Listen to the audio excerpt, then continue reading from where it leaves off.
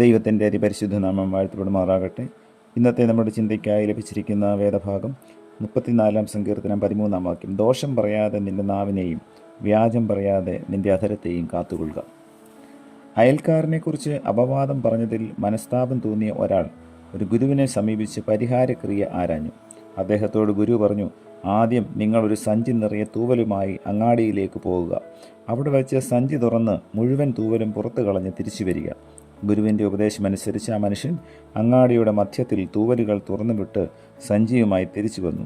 പരിഹാരം ക്രിയ പൂർത്തിയായി ഞാൻ തിരിച്ചു വന്നിരിക്കുന്നു. അയാൾ ഗുരുവിനോട് പറഞ്ഞു.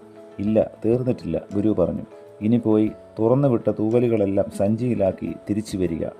തൂവൽ സഞ്ചിയിലാക്കാൻ അങ്ങാടിയിലേക്ക് പോയ ആ മനുഷ്യന് പറക്കാതെ കുടുങ്ങി നിന്ന 1-2 തൂവലുകൾ അല്ലാതെ മറ്റൊന്നും കിട്ടിയില്ല.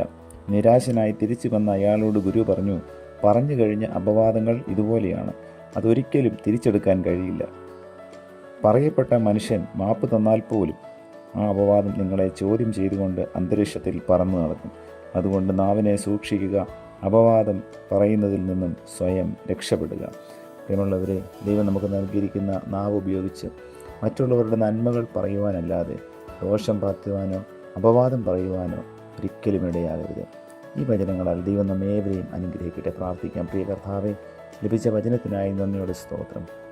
ഞങ്ങളുടെ നാവ് മൂലം ഞങ്ങളുടെ വാക്ക് മൂലം ഒരിക്കലും മറ്റുള്ളവർ മുറിപ്പെടുവാൻ അവിടുന്ന് അനുവദിക്കരുത് എന്ന് പ്രാർത്ഥിക്കുന്നു. കൃപയോടുകൂടിയതും ഉപ്പിനാൽ രസം വരുത്തിയതുമായ വാക്കുകൾ ഞങ്ങളുടെ നാവിൽ നിന്നും വീഴുവാൻ അവിടുന്ന് സഹായിക്കണമേ. പുത്രൻ്റെ നാമത്തിൽ പ്രാർത്ഥന കേൾക്കണം പിതാവേ.